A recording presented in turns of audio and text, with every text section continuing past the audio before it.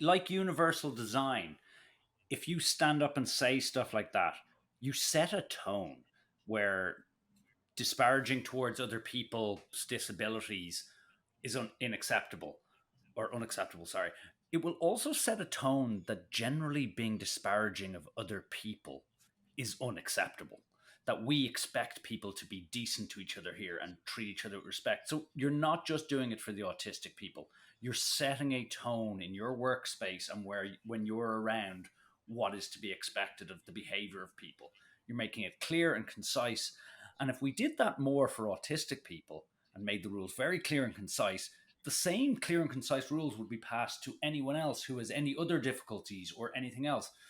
And so setting a tone like that is very important, not just for the autistic or people with physical or mental disabilities, but for every person. There might be a guy in there who's just treated pretty badly by some guys who are a bit more confident than him because he's quiet.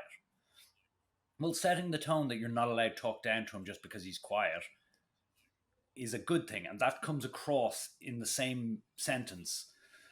Um, Yeah, and so that was me just tying it back to the universal design thing where it has a bigger impact. All these things that we do that we might not think are, or we might think are for a small group of autistic people or certain groups, they actually have an overall change in the atmosphere of places you work or places we'll all gather, whether you're disabled or not.